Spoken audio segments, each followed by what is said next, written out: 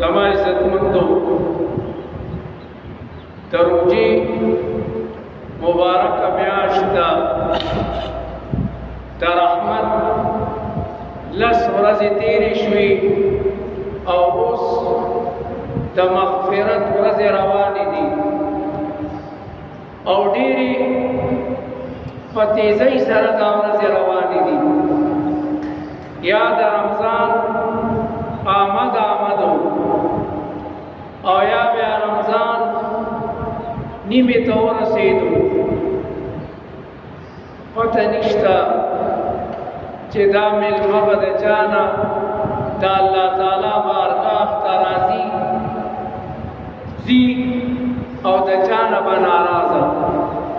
الله تعالی دې وکړي چې زمونږ او د تمامو مسلمانانو نه د الله تعالی بارګاه ته راضي لاړ شي. زما عزتمندو دغه یو څو ورځې دي او الله تعالی فرمایي چې ایام معدودات، دا یو څو ورځې دي. معدود هغه ستوي چې هغه په لاسو په دې ګوتو باندې شمېرلی شي. معدود معنا شمېرلی شوی، نو معدودات ایامن د رمضان دا میاشت هغه یو څو ورځې دي معدودات چې هغه شمېرلی شي. د دې دو لاسو په بندونو باندې شمېرلی شي. د یو لاس کې 15 بندونه دي او په دې بل لاس کې 15، نو 15 او 15 30 او کله نا کله میاشت یو کم 30 وي.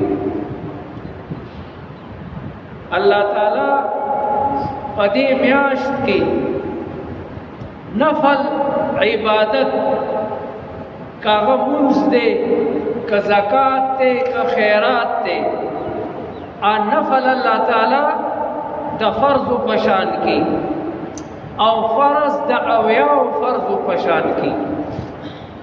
زه تاسو ته بار بار ویم چې الله تعالی د بنده د مغفرت دپاره بانې لټوي، چې الله تعالی فرمایي چې ما دا بنده په خپل دست قدرت باندې پیدا کړی دی چې دې د جهنم په هغې اور باندې ونه سوځي. الله تعالی په خپلو بندګانو باندې ډېر مین دی. الله تعالی چاته برنه حقه عذاب نه ورکوي. الله فرمایي ما یفعل الله بعذابکم، الله ته به څه فایده ورسي چې تاسو ته برنه حقه عذاب درکړي. ان شکرتم، که تاسو د الله تعالی د نعمتونو شکریه ادا کوئ، وآمنتم او د الله تعالی په ذات باندې ایمان راوړئ، وکان الله شاکرا علیما. الله تعالی خو ډېر په بندګانو باندې رحیم او شفیق دی. یو پلار به په خپل زوی باندې دومره مین نه وي لکه الله تعالی چې په خپلو بندګانو باندې مین دی. یو حدیث کې راځي چې الله تعالی په خپلو بندګانو باندې دومره مین دی. یو قصه د بنی اسرائیلو ذکر کیږي چې یو سړی په صحرا کې روان و، خپله سورلۍ هم ورسره وه، خوراک او څښاک هم ورسره و. روان دی چې ښه ستړی شو، سورلۍ هم ستړي شوه، اوږی شو، تږی شو. دی وی یاره لږه دمه به وکړم. د یو ځای کې ودرېدو، د یوې ونې لاندې خپله سورلۍ هم وتړله او د هغې د پاسه څه خوراک هم و، اوبه هم وې، خو دی دومره ستړی و چې دی وی یاره اوس خوراک سکاک نشم کولی زه چې د خوب نه راپاسم لغوندې دمه به وکم سترګې به ترخې کم بیا به راپاسم نو بیا به څه وخورم وڅښم وده شو د اونې لاندې چې وده شو سترګې ولګېدې طبیعت یې لږ ښه شو خو چې د خوب نه راپاسېدو نو څه ګوري چې سورلی یې نشته سورلی چې کومې ونې سره تړلي ده هغه هلته نشته دی حیران او پریشان شو چې خدایا زه خو وږی وم تږی وم په دې نیت رالم چې لږوندې سترګې مې ولګي او په سورلی باندې خوراک څښاک شته راپابسم او دا به وخورم اوس خو زما موت یقیني شو اوس خو به زه مړ کېږم نو دی هغې سورلی پسې منډې وی لکه د لیوانو دی دومره وګرځېدو دومره منډې ووالې چې نور هم تږی شو اوږې دی تږی دی تر دې چې بس مرګ یې نږدې شو چې اوس به زه مرم نو ده په زړه کې ووایي چې یاره راځه بیا هغې خپل ځای ته لاړ شه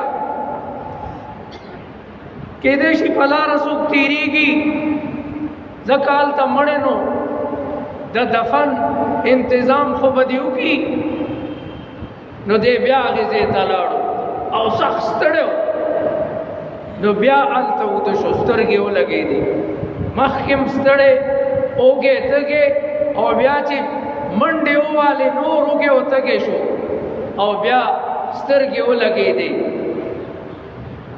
څه ساعت پس راپاسېدو چې راپاسېدو نو څه ګوري چې هغه سورلی یې باقاعده هغې ونې سره تړلې شوي ده هغې د پاسه خوراک هم پروت دی اوبه هم پې پرتې دي نو دی ډېر خوشحاله شو ځکه دی یا خو مړ کېدو او چې سورلی ولیده نو د اندازې نه زیات خوشحاله شو نو د الله تعالی شکریه ادا کوله لیکن ژبه یې غلطه شوه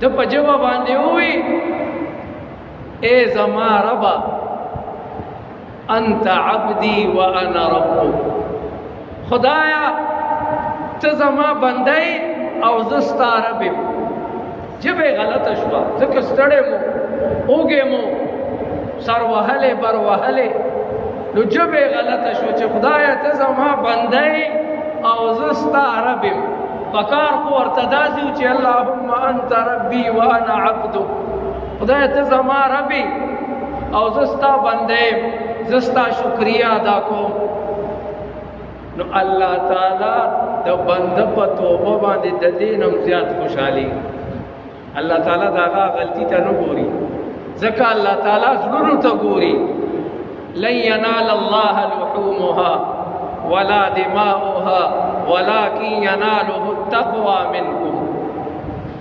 دغه وجه دو رکعات مونږ نفل تراویح چې تکي دا د هغې زرو رکعاتو نه زیاتې بهترې دي چې په هغې کې خشوع خضوع نه وي خشوع او خضوع دا باقاعده د صحت صلات لپاره شرط دی الله تعالی فرمایي قد افلح المؤمنون الذين هم في صلاتهم خاشعون یقینا مؤمنانو کامیابی حاصل کړه کوم مؤمنان الذين هم في صلاتهم خاشعون چې هغوی په خپل لمونځ کې خشوع کوي او چې نه ستا د لمونځ رکوع برابر نه وي سجده برابر نه وي ډېر خلک داسې امام لټوي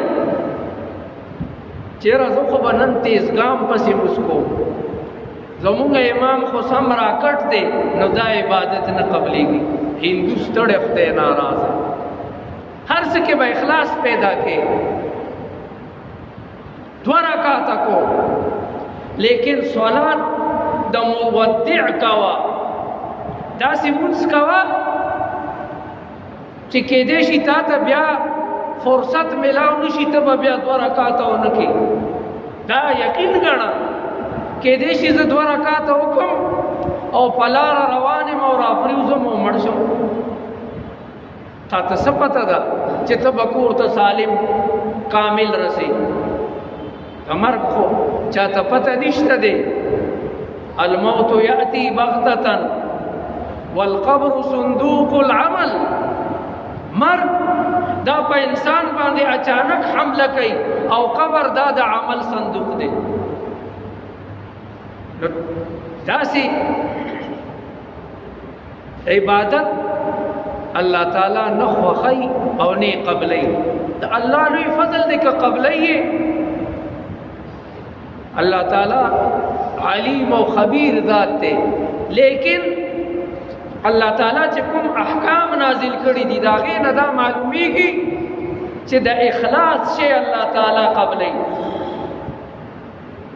یو اعرابي راځي د پیغمبر علیه السلام جومات ته، او اعرابي معنا بانډچي چې د ښار اوسیدونکی نه وي، د بانډې یا د غر اوسیدونکی وي، ځکه هغه ته آداب او پوره د علم باره معلومات ني. هغه راځي او د رسول الله مبارک جومات مسجد نبوي کې مونځ کوي. رسول الله ورته ګوري، خپل طریقې سره زر زر مونځ کوي، لکه رکوع یې سمه نه وه، سجده یې سمه نه وه، رکوع نه به چې پورته شو هغه قیام یې سم نه و، او بیا رسول الله سره ملاویږي. رسول الله خو یې مونځ لیدلی و، نو رسول الله ورته وایي چې ارجع فصلی فانک لم تصلی. دوکه بیا لاړ شه او بیا مونځ وکړه، تا مونځ نه دی کړی. هغه غریب ته چې څومره مونځ ورتلو د هغې مطابق کې بیا هغه شان مونځ وکړو، لغوندې به یې اوږد کړی. رسول الله ورته بیا کتل، بیا رالو. رسول الله ورته وایي چې ارجع فصلی فانک لم تصلی. بیا واپس لاړ شه، شا به مونځ وکړه، تا مونځ ونه کړو. په 3م ځل بیا، او بیا ورته رسول الله طریقه ښیي چې ته مونځ ته ودرېږې نو ښه په وقار باندې ودرېږه. بیا چې رکوع ته لاړ شي، ښه رکوع وکړه، ښه په اطمینان سره. دا نه چې ملا دې لا نیغه کړي ني، سر دې لا اوچت کړی ني او سجدې ته لاړ شي او د سجدو مابین کې به داسې ټونګې ووایي. نه، الله تعالی ځای په ځای قرآن کې د اخلاص ذکر کوي. تا یو مزدور راوستی دی، کور کې په کار کې یو مزدور داسې دی چې هغه په اخلاص سره کار کوي، تمام پکې کوي، لیکن خو تا ته پته ولګي چې یاره د ده کار بالکل د حلالو مطابق دی، نو ستا به د هغه نه زړه خوشحالي. لیکن چې یو مزدور تا داسې راوستی چې هغه نیمه ګنټه متیازو دپاره ځي، نیمه ګنټه دمه کوي او ځان د کار نه پټۍ را پټۍ، نو ستا به یقیني طور باندې هغې مزدور سره یارانه وي، هغه به دې خوښي چې هغه وفاداري. صفا شوه، زړه دې صفا شو. ورپسې 2مه پوڼۍ چې دا 2م رکن هغه مونځ دی. د 3 امامانو، امام مالک ابن انس، امام محمد ابن ادریس شافعی او امام ابو عبدالله احمد ابن حنبل، د دې 3 واړو متفقه فیصله ده چې چا یو مونځ قصدن پرېښودو دی کافر شو. ځکه ظاهري نص نه همدغه معلومیږي. پیغمبر علیہ الصلوۃ والسلام فرمائی العهد الذي بیننا وبینهم الصلاة. اکم دیوال او کومه واسطه پرده چې زمونږ او د کافرانو په مابین کې دا هغه مونځ دی. فمن ترکها، چا چې دا مونځ یو پرېښودو فقد کفرا. پیغمبر علیہ السلام داسې نو فرمایل چې فکفرا، نه فقد کفرا، یقینا دا سړی کافر شو. څه معنا؟ د اسلام نه ووتو. زمونږ امام ابو حنیفه رحمت الله علیه، الله تعالی دې داغه په قبر باندې او د نور ائمو په قبور باندې رحمتونه نازل کړي. هغه وایي چې نه، دې کې لوی وعید او تهدید دی چې یو مسلمان ویریږي که یو مونځ قصدن پرېښودو نو دې ویریږي په ځان، هسې نه چېرته بل مونځ ته قصدن قضا نشي. یعنی فقط کفره معنا دا ده چې دې کفر ته لګیا دی نږدې کېدو، دې زر توبه وباسي. او دا 10 ورځې چې دي دا د مغفرت دي، دا د توبې دي چې موږ په دې کې د خپلو ګناهونو تقصیراتو نه توبه وباسو او الله تعالی راضي کړو.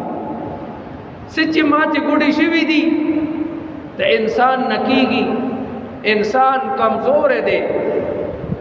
او حدیث شریف کې راځي التائب من الذنب کمن لا ذنب له.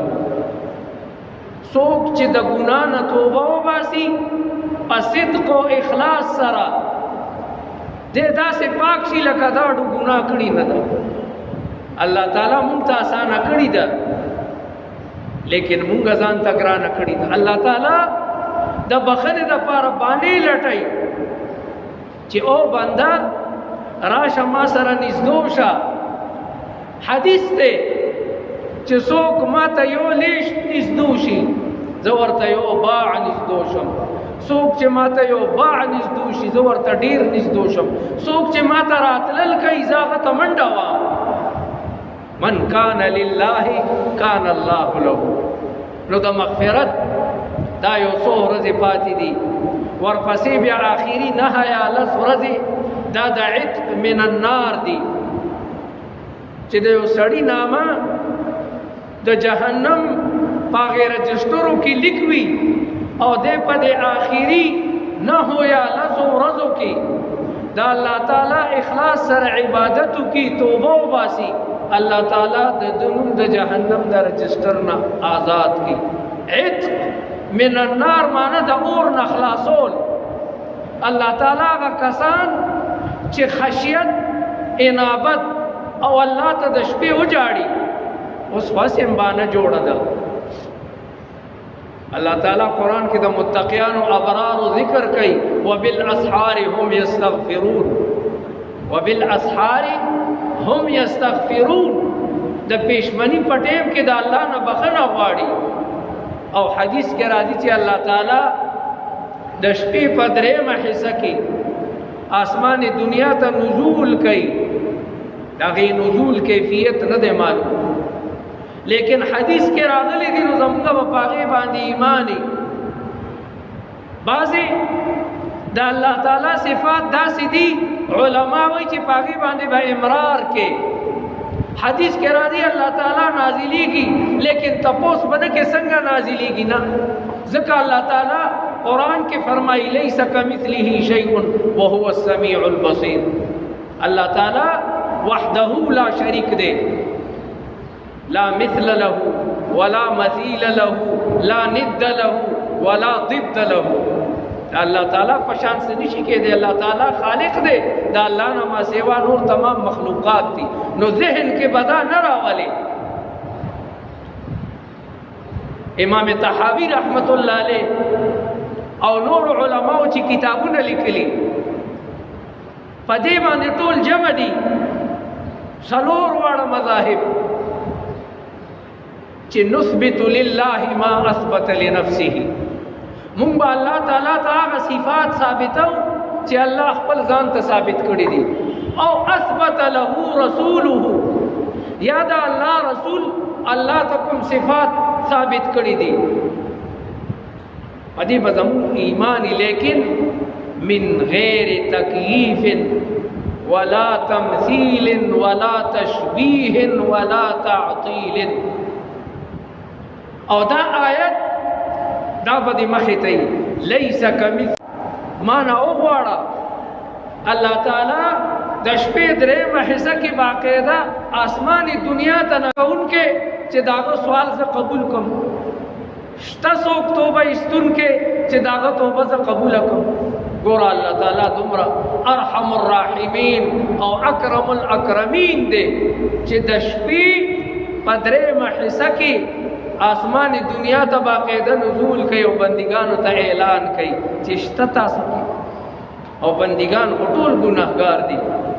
یو پیغمبران معصوم دي د انسان نه خو غلطی کیږي انسان کمزور دی نفس ور سره لګیدل دی شیطان ور سره لګیدل دی داغي علاج څه دی توبه.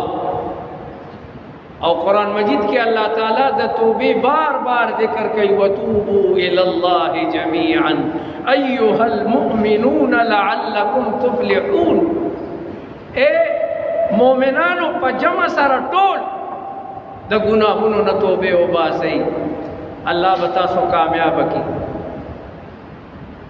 حدیث شریف کې راځي کل ابن آدم خطاء هر بني آدم نه خطا او غلطی کیږي گناہ دی کیږي وخیر الخطائین التوابون. خطاکار هغه دي خو ګناهګار هغه دي چې هغه نه ګناه وشي او فورا توبه وباسي. دغه یو څو ورځې دي د ګټې او د بیلا الله تعالی دی د شیخ سے او نور علماء په قبور باندې رحمتونه نازل کی.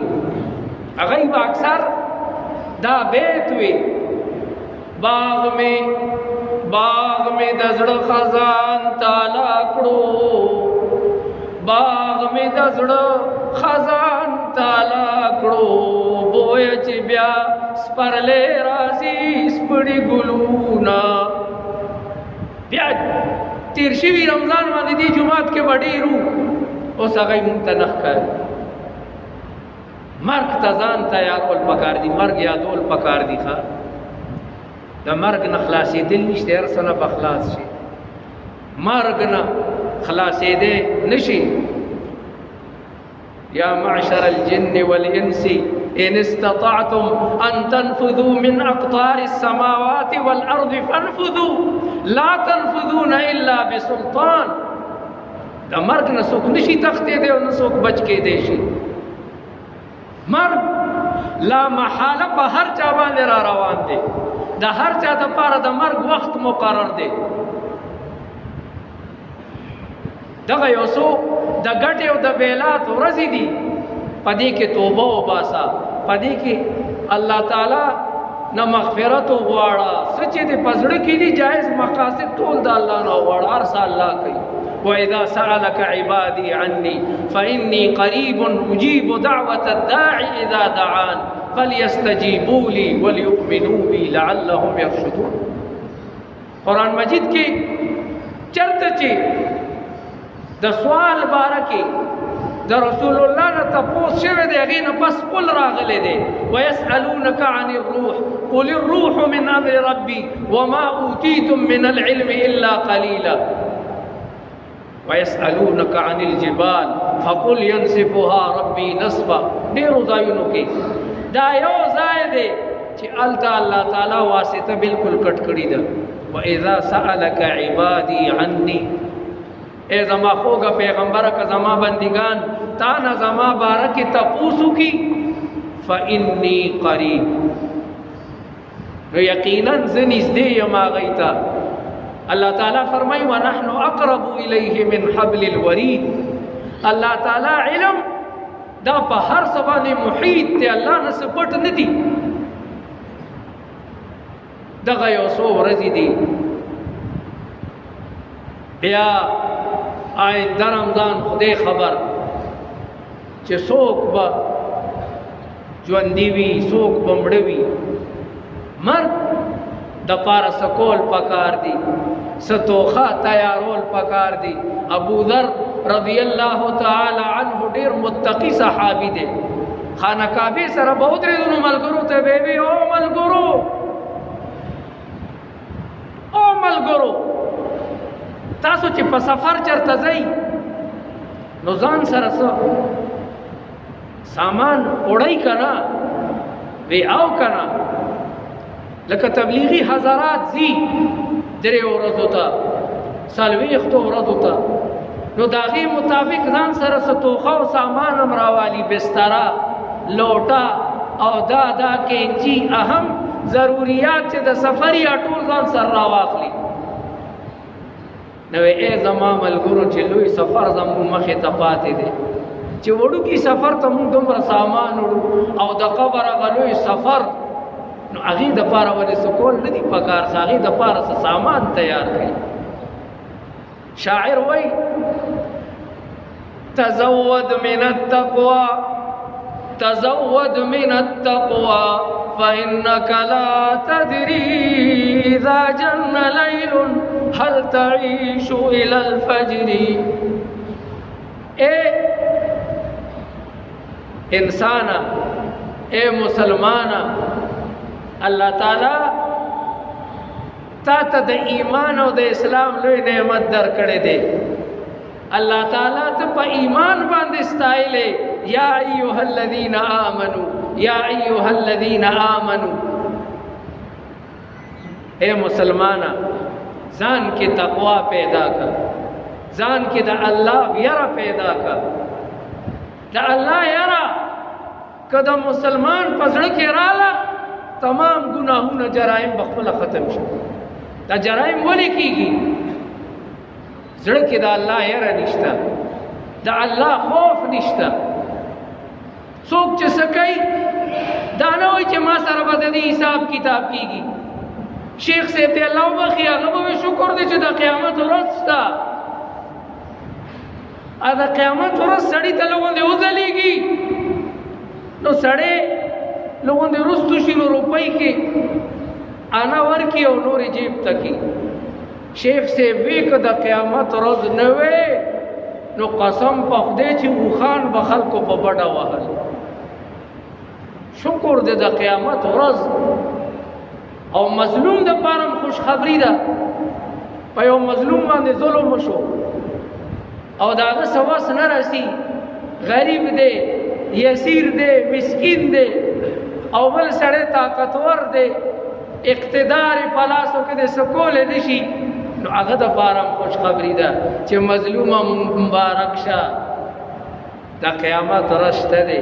تا سره چې څوک په دې دنیا کې ظلم کوي هغه سره به د ذرې ذرې حساب کېږي. الله تعالی احکم الحاکمین دی اکرم الاکرمین دی ارحم الراحمین دی. اللہ تعالی قہار و جبار دی. اور اللہ حالانکہ اللہ تا سے ضرورت نشتا لیکن زمون دا پویولو دا پارا اللہ تعالی یو حدیثی قدسی دے. اللہ تعالی فرمائی یا عبادی اے زما بندگانو انی حرمت الظلم علی نفسی. اللہ تسپکا لیکن ستاو ما پوی دا پارا چی اے انسان پویشا اے زما بندگانو ما پخپل ځان باندې ظلم او زیاته حرام کړو تاسو هم پخپلو کې په یو بل باندې زیاته مکوئ. پیغمبر علیہ الصلوۃ والسلام حضرت معاذ ابن جبل رضی اللہ تعالی عنہ یمن تقاضی لیږي چې هغه فیصله کوي هغه ته دین خي. اخر کې ورته وایي چې اے معاذ واورا واتق دعوة المظلوم د مظلوم د بدعا نه ګورې ځان ساته فإنه ليس بينها وبين الله حجاب. ځکه د مظلوم بدعا او د الله تعالی مابین کې څه حجاب او حائل ني تک پټک قبليږي. بل حدیث قدسی دی الله تعالی فرمایي چې وعزتي وجلالي زما د خپل عزت او جلال قسمی الله تعالی مظلوم ته وایي لعنصرنك ولو بعد حين. زما د خپل ذات قسمی خامخا زبستا مدد او مرسته وکړم اگر چې لغوندې وخت لګي. لا تظلمن اذا ما كنت مقتدرا فالظلم يرجع عقباه الى الندم. خبردار چې ذره برابر پچا درنه ظلم نشي، ځکه د ظلم آخري انجام او نتیجه دا بیا ندامت، بیا سړی خپوي چې یاره د پلان کې ته مې ولې سپېړه ورکا، ولې مې ورته سوک ورکو، ولې مې په ظلم وکړو، رستو خپي انجام بیا ندامتي. تنام عیناک او ظالما ستا سترګې په خوب باندې ودیدي، والمظلوم منتبه. الله تعالی آسمان دنیا ته نازل شوی دی او مظلوم ورته خپل فریاد اوري، تا ته بدعا کوي او ظالما. والمظلوم منتبه يدعو عليك، تا ته بدعا کوي. وعين الله لم تنمي، او دا الله تعالی سترګې چرې نه پټيږي. الله تعالی د مظلوم بدعا یا دعا ټک پټک باندې قبلې. نو تزود من التقوى فإنك لا تدري إذا جن ليل هل تعيش إلى الفجر. شاعر وای چې ځان کې تقوا پیدا کا، د قبر ير ځان کې پیدا کا، قبر هغه تورې تیارې ځان ترانا کا. پتا باندې خډیر منازل پاتې دي، قبر دی، قبر کې بس عمر پروتي، او قبر کنيک عمل دې کړی وي نو اما روضه من رياض الجنه، یا خو د جنت په باغونو کې یو باغ د خوندونو او مزې باخلي، باقاعده خي طرف ته باندې کای کولاو شي، او د جنت دغه نعیم مقیم نه به استفاده کې خوند باخلي. واما حفره من حفر النيران، یا دا د اور د ډوغلو نه یو ډوغل دی چې الله دې نوی راضي کړي، قرآن سره د محبت نه کړي، دین سره د محبت نه کړي، علماء سره د محبت نه کړي، بیا به درته کس طرف ته یو کړکۍ کولاو شي او د اور هغه تپش او ګرمي به درته راځي. الله تعالی دې مونږ ټول د جهنم د اور نه محفوظ او ساتي. الله تعالی دې مونږ زمونږ مغفرت نصیب کړي، او الله تعالی دې زمونږ آخري لس یا نه ورځې د عتق من النار نصیب کړي. دغه وخت د قرآن دا اورېدو، دغه وخت د تراو، دغه وخت د خیراتونه غریبانانو ته ورکوي.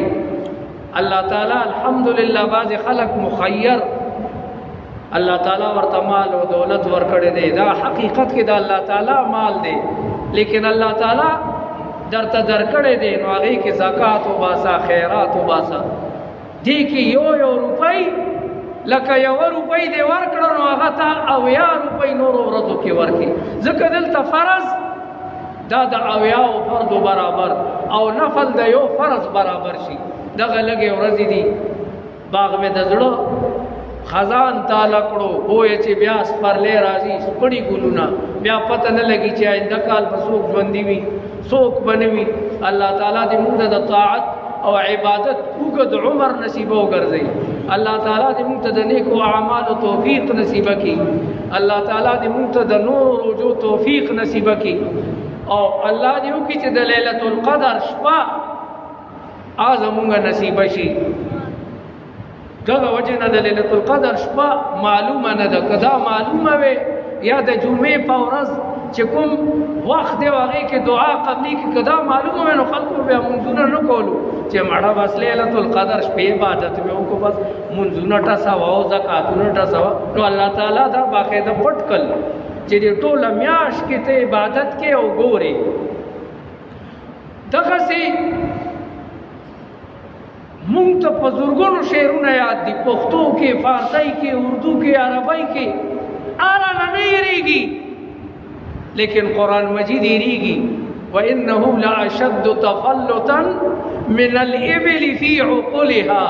قرآن خود یاد کو، حافظ قرآن یاد کی، لیکن هغه پسینه کې قابو کول دا داسې دی لکه اوښ ته چې هغه عقال وانه چې عرب چې باقاعده اوښ ساتي او کینوي نو دا پړې غوندي او ورته داسې دلته واچوي نو دا خدای بنده کې دی بیا پاسېدی نه شي. نو قرآن مجید هم بیا سړي نه تښتي. مونږ هم حافظان چې قرآن نه وایو بیا رانه یېرېږي.